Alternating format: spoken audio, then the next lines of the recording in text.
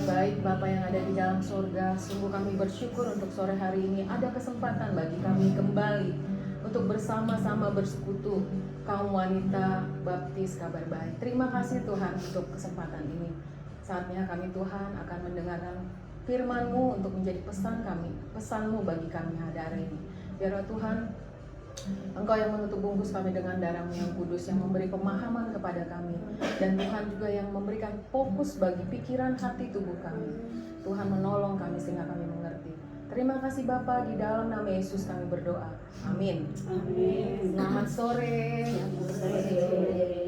Walaupun mendung, ternyata anginnya juga agak mendung dan bisa kencang. Puji Tuhan ya, semua dalam keadaan baik sekalipun cuaca naik turun. Hari ini saya akan menyampaikan sedikit renungan dari firman Tuhan. Judulnya mendidik anak berdasarkan firman Tuhan. Mari kita baca dari Amsal 17 ayat 6a. Amsal 17 ayat 6a.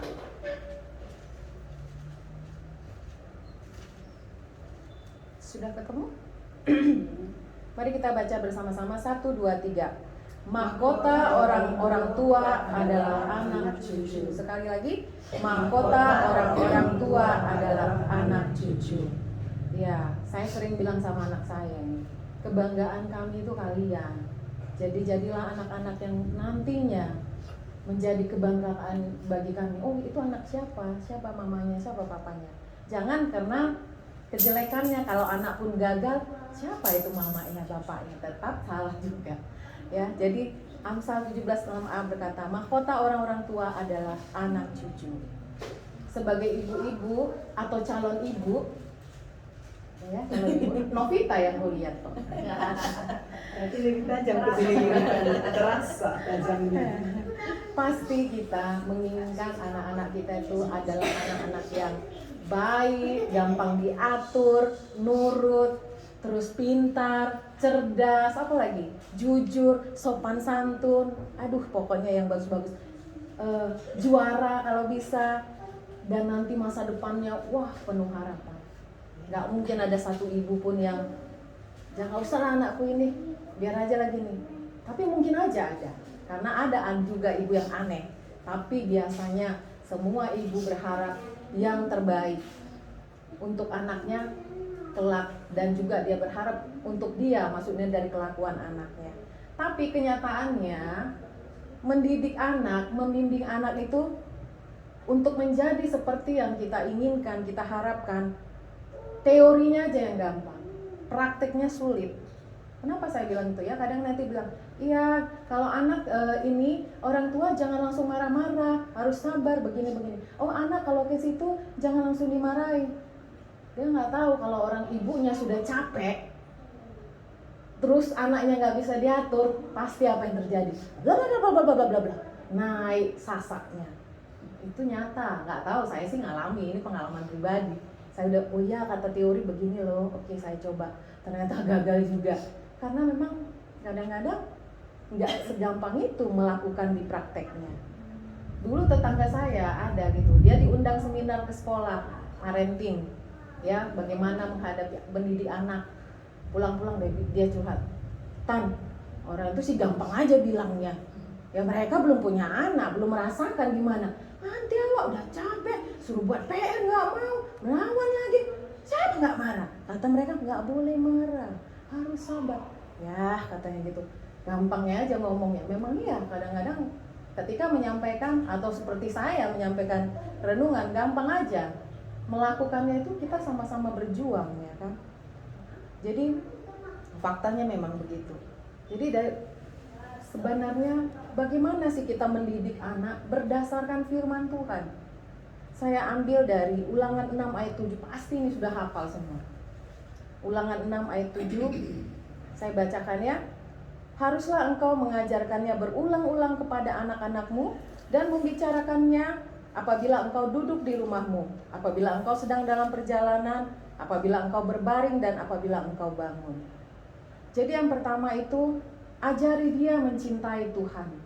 Sebenarnya ayat ini berbicara tentang ketika itu Allah menyuruh Musa untuk memerintahkan bangsa Israel untuk mencintai, mengasihi Tuhan dengan segenap hati, dengan segenap jiwa, dengan segenap kekuatan. Allah bilang, kalau mereka nanti melakukan itu, kata Tuhan, mereka akan menjadi orang yang sepanjang hidupnya takut Tuhan, taat perintah Tuhan, dan mereka akan berumur panjang. Jadi supaya mereka, anak, cucunya mengalami itu, mereka nanti harus mengulang-ulang, harus mengajarkan anaknya dengan berulang-ulang. Makanya ayat 7 tadi tuh, ajarkan berulang-ulang katanya. Supaya apa? Supaya nanti ketika diajari dari kecil mengasihi Tuhan dengan segenap hati, dengan segenap jiwa dan kekuatan, anak-anak tuh akan tumbuh menjadi anak yang takut Tuhan, yang cinta Tuhan, yang mau melakukan firman Tuhan. Itu maksud Tuhan. Dan ada janji Tuhan bagi mereka yang melakukan dengan setia. Kata Tuhan, mereka akan mendapat keadaan yang baik, kehidupan yang baik, tempat yang baik. Karena saat itu Tuhan berencana membawa ke tanah Kanaan. Jadi, dan bangsa Israel akan menjadi bangsa yang besar seperti janji Allah kepada Abraham dulu. Itu janji Tuhan bagi mereka kalau mereka kelak sungguh-sungguh setia, takut akan Tuhan, setia melakukan perintah Tuhan. Itu janji Tuhan, mendapat kehidupan yang baik. Sangat ini ya, ketika dibilang kita sungguh-sungguh takut Tuhan, sungguh-sungguh mengasihi Dia, sungguh-sungguh lakukan firman-Nya, Tuhan akan membuat keadaan kita baik. Itu dahsyat janjinya. Nah, itu juga terjadi bagi kita di zaman ini.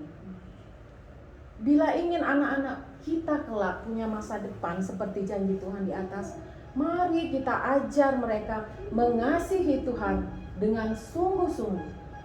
Gak gampang ngajari mereka. Justru waktu kecil lebih gampang. Seiring waktu makin gede, mungkin ya mereka, ya aku mengasihi Tuhan, tapi saya nggak tahu apakah itu tulus. Tapi perintah Tuhan ajar dari kecil. Karena ketika mereka nanti mengerti mengasihi Tuhan, sepanjang hidup mereka akan kuat di dalam Tuhan dan tidak akan pernah menukar Tuhan dengan apapun. Setiap kami jam doa di rumah, saya selalu bilang sama anak saya, jangan pernah menukar Tuhan dengan apapun. Bahkan dulu ketika saya guru sekolah minggu, selalu bilang sama anak-anak tuh, walaupun mungkin mereka belum mengerti, jangan pernah tukar Tuhanmu dengan apapun, dengan cewek nantinya, dengan cowok, dengan harta, dengan apa lagi yang enak-enak ditawarkan. Jangan pernah. Saya selalu ingatkan anak saya. Jadi yang pertama tadi, mari kita ajari mereka, anak-anak kita, mau yang kecil, mau dia masih umur 3 tahun, percayalah firman Tuhan tidak pernah sia-sia. Ajari dia mengasihi Tuhan. Kalau kita langsung bilang, takut Tuhan kok ya nak, nanti dia bayangannya seperti melihat hantu, dia pikir takut gitu ya. Tapi ajari mengasihi, mencintai Tuhan. Yang kedua, kita mendidik anak berdasar firman Tuhan. Ajari dia kedisiplinan. Apa disiplin itu? Teratur, tertib, gak semau-maunya gue, istilah sekarang, gak semau gue. Itu disiplin artinya. Tujuannya apa kita mengajarkan disiplin pada anak kita? Supaya anak kita tuh tertib, teratur. Mungkin kalau masalah tertib teratur itu sebenarnya sampai dewasa anak saya pun begitu, masih belum tertib. Tapi ketika anak-anak kecil yang paling ini mau makan, dia teratur. Oh, saatnya makan jangan main handphone sambil nonton TV, jangan. Makan dulu yang benar, duduk di kursi. Saya ingat dulu Keiko saya ajari makan sampai dia pura-pura sakit perut, berbohong umur 3 tahun. Duduk di kursi, jangan turun sebelum habis langsung ya puasa drakornya gitu-gitu. Tapi saya bilang kalau tidak habis jangan turun. Jadi dia taat, habis dulu baru turun.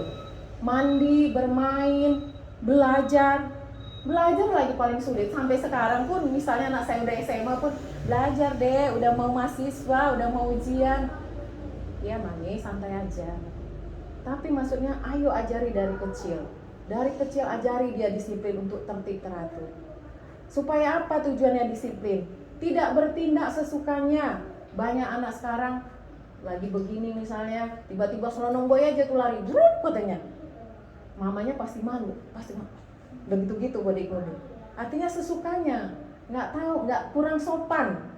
Terus nanti misalnya orang tuanya menasihati nggak nurut. selalu ada berbantah-bantahan. Jadi ketika kita ajari dia kedisiplinan, anak itu tidak bertindak seperti itu.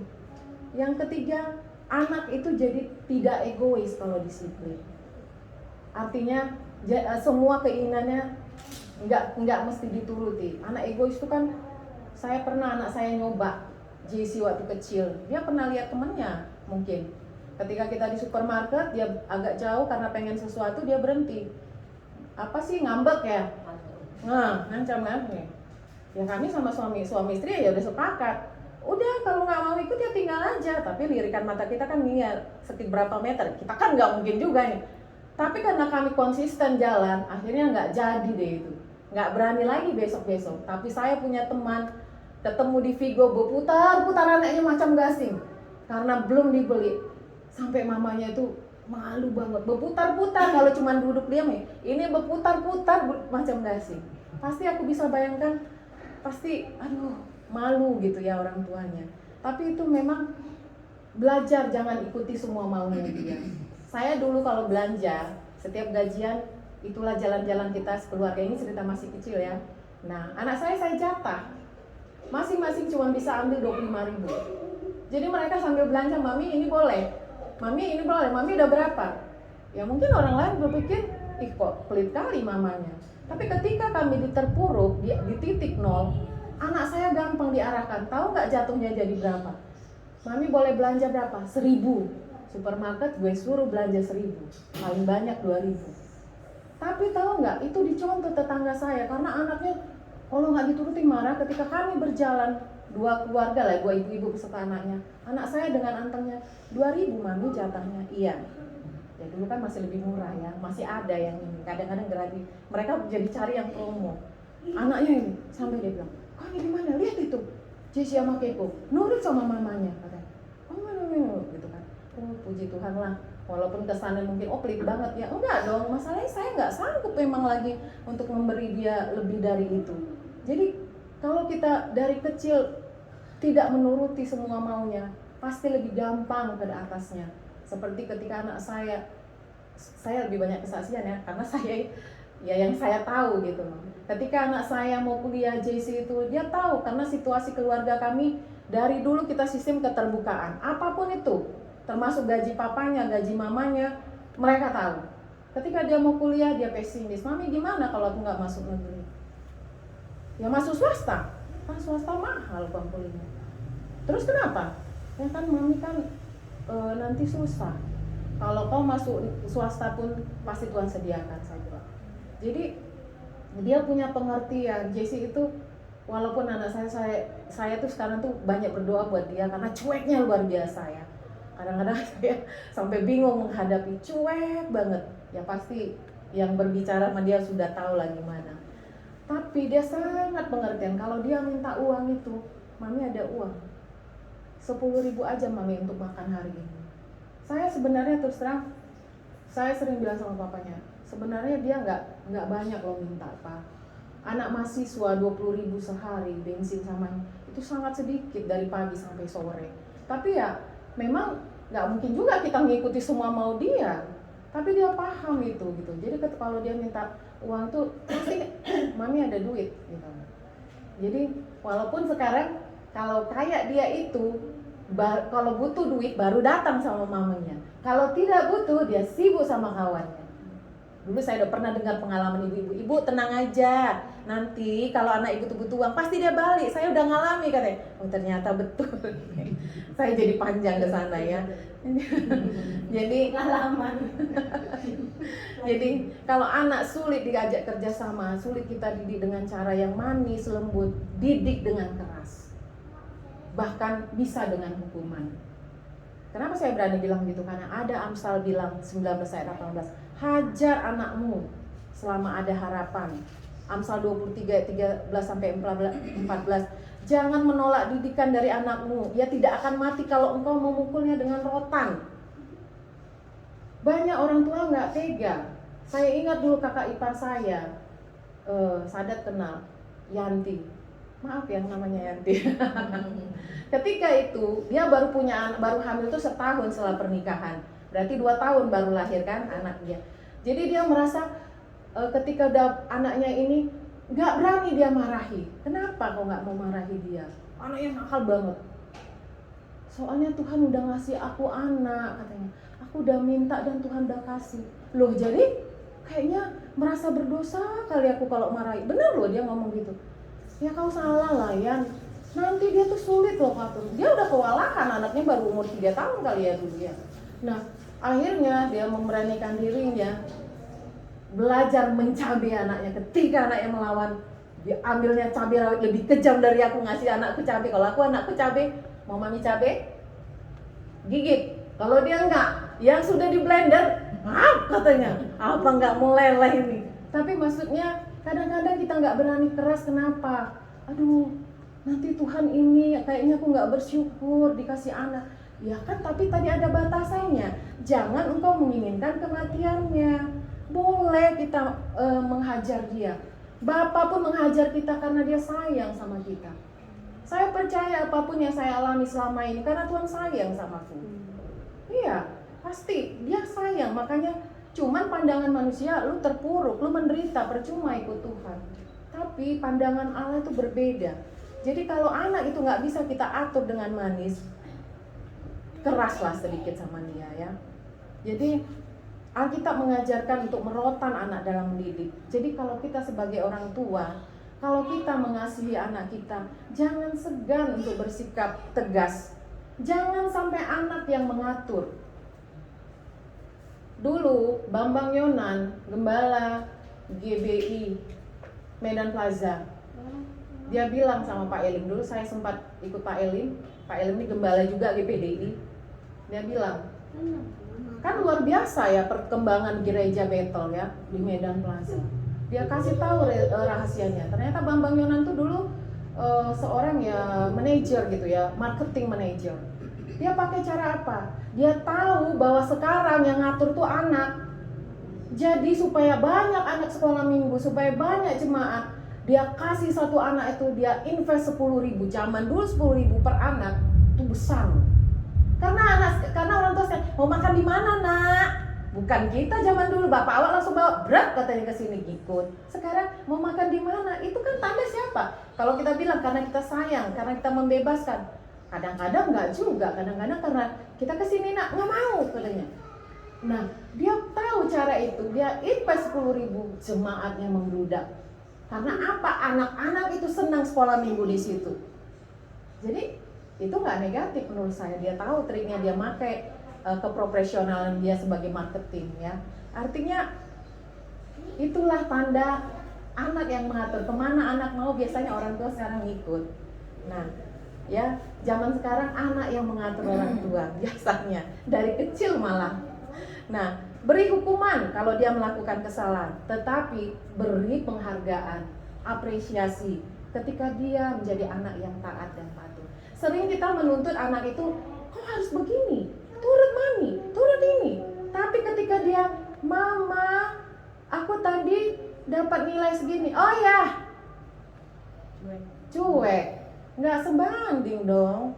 Itu memang ternyata, ya saya mengalami juga. Ketika anak saya Jessie turun rankingnya di kelas 1 ya atau kelas 2 SD, saya marah sama dia. Ya ampun, saya kalau ingat tuh sedih. Dari metodis kami bertiga, aku Jessie Keiko masih belum sekolah, jalan kaki harus naik becak, saking aku marah. Kenapa nilainya turun? Merepet terus sampai ke rumah. Ya bayangkan yang pernah ke Simpang Tuntungan sampai ke rumah saya, merepet terus jalan kaki. Anak saya diam aja. Saya hanya menuntut dia jadi yang terbaik. Ketika dia turun nilainya, saya marah-marah. Tapi akhirnya Tuhan ingatkan saya. Tak kenapa sampai rumah tiba-tiba, pokoknya aneh lah gitu. Tiba-tiba saya perlu tersadar. Akhirnya saya buat kue, saya kasih sama dia. Ini kue untukmu karena kau sudah bagus. Mami nggak peduli lagi. Padahal baru tadi hampir sejam. Abang ini gimana sih? Mami sudah bilang belajar. Hati-hati orang tua, anak bisa tertekan. Sejak itu saya belajar, saya nggak mau nuntut anak saya ranking. Biarlah, yang penting mereka happy sekolah, enjoy. Saya selalu bilang sama Keiko, sejak masuk negeri nggak pernah ranking. Waktu di metodis ranking 1, ranking 2 sampai kelas 6. Masuk negeri sama sekali nggak ranking, walaupun dia kelas unggulan. saya gini, tapi saya udah berjanji saya nggak mau menuntut. Saya cuma bilang, Dek, masa di metode bisa ranking 1, kalau di negeri di 31 nggak bisa. Kan mami bilang nggak penting ranking. Nah, dibalikkan lagi kan. Tapi ya sudahlah. Sampai sekarang saya cuma bilang sama anak-anak, kalian harus enjoy sekolah, enjoy kuliah. Saya nggak mau, karena banyak teman Keiko sekarang di kelasnya itu tertekan batin. Begitu ngambil rapot semua udah stres, karena orang tuanya nuntut mereka harus jadi the best. Mereka kelas unggulan. Jadi Keiko itu anteng aja, gimana nggak anteng, ranking 20 juga. Mami, aku ranking berapa tahu? Enggak, 20. Tapi aku nggak marah, karena nilainya kan bagus. Ranking itu kan hanya ngurut-ngurutin gitu loh. Jadi saya nggak pernah, saya cuma bilang gini aja, ih adik, masa sih 20? Bisa lah naik, nak. Semester depan dia naik, betul, langsung 11 ke atas.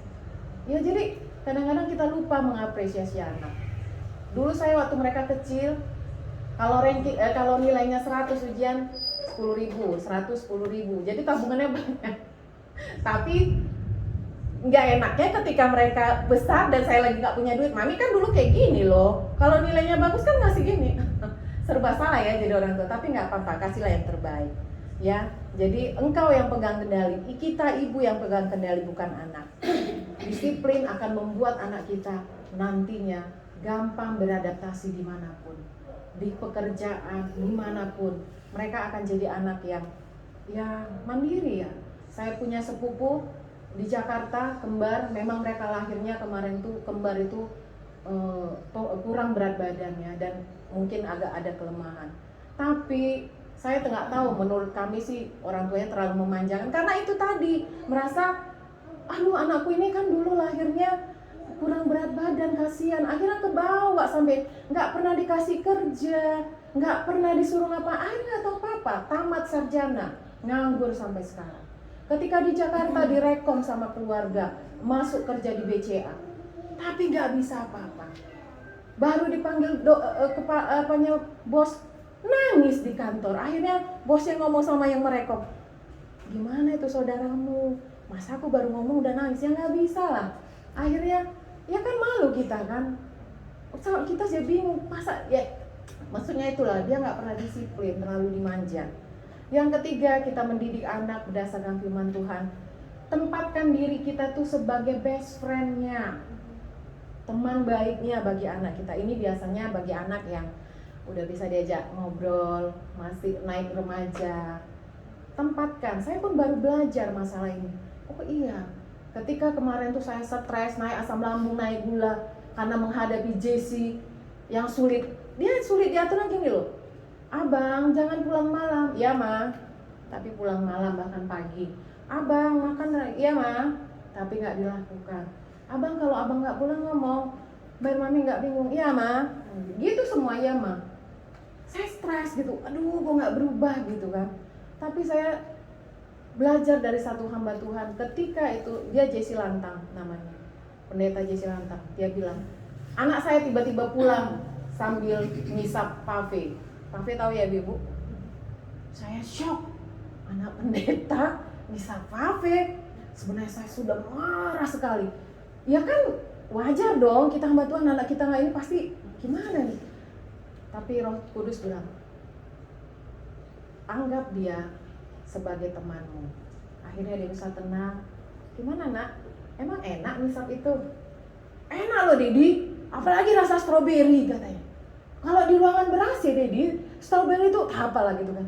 Oh iya, oke. Malamnya katanya dia nangis sama Tuhan, dia berseru sama Tuhan, Tuhan gitu. Dia gak marah di depan anaknya, tapi tidak membenarkan anaknya. Cuman dia bilang, Tuhan, Kau yang tahu yang terbaik untuk anakku. Jadi aku mohon Tuhan, gak sampai 10 hari anaknya berhenti pave. Kenapa kau berhenti? Ini Dad, aku ngisap pave itu jadi kalau olahraga tuh cepat kali napasku ini. Apa ngos-ngosan? Aja aku pikir gak ada gunanya. Dahsyat kan? Jadi saya belajar, karena kemarin satu stres, merepet aja. Merepetnya bukan sama Jessie, kena ke adiknya, biasa mama-mama gitu.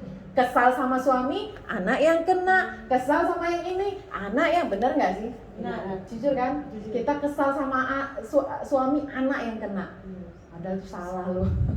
Nih, jadi akhirnya saya belajar, Tuhan, akhirnya saya bilang, Tuhan, aku hanya bisa berdoa buat Jesse. Biarlah dia mencari Tuhan, biarlah dia selalu bersyukur. Ya puji Tuhan, saya tenang sampai beberapa hari ini, nggak merepet biasa.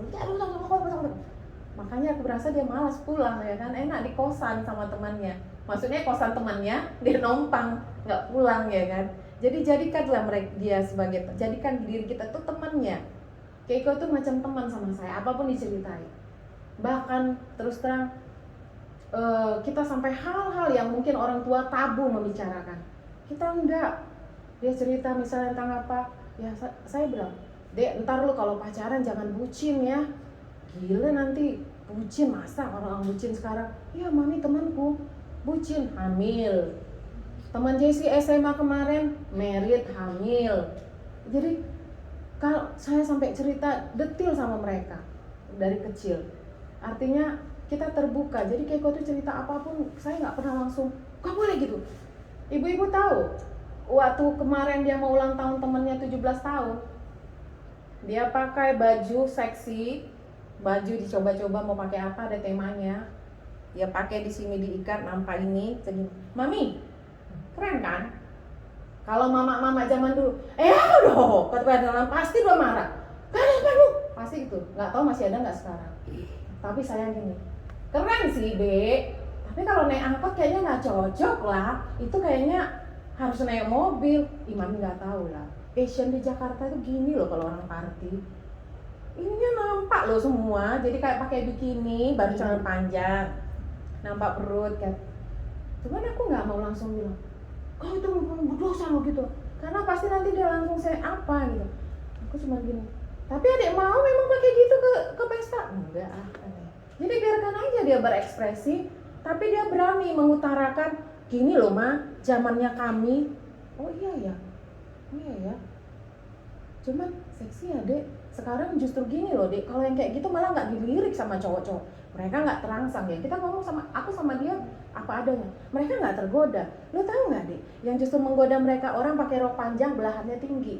Karena dia cuma nampak dikit-dikit. Kalau yang nampaknya begini, ya nggak tertarik. Iya sih katanya. Akhirnya dia ke pesta ya sopan, rok panjang, baju ini. Itu hanya di depan saya. Dia mungkin daripada dia curhat sama temennya, dia lebih baik curhat sama saya gitu kan. Makanya selalu curhat apapun sama saya. Jadi caranya bagaimana supaya kita bisa menjadi temannya? Pelajari dunia mereka. Jangan menganggap kita orang tua udah lebih tahu semuanya. Udah lebih gimana lagi? Saya aja sering ngomong, Mami udah ngalami loh SMA, tapi memang zaman Mami nggak gitu. Paling gitu ya kan. Pelajari dunia mereka. Posisikan diri itu seperti usia mereka. Kalau aku jadi gini, apa pemikiranku? Kemudian terima dunia mereka. Bukan berarti membenarkan, tapi dari situ kita bisa masuk, bisa berbicara.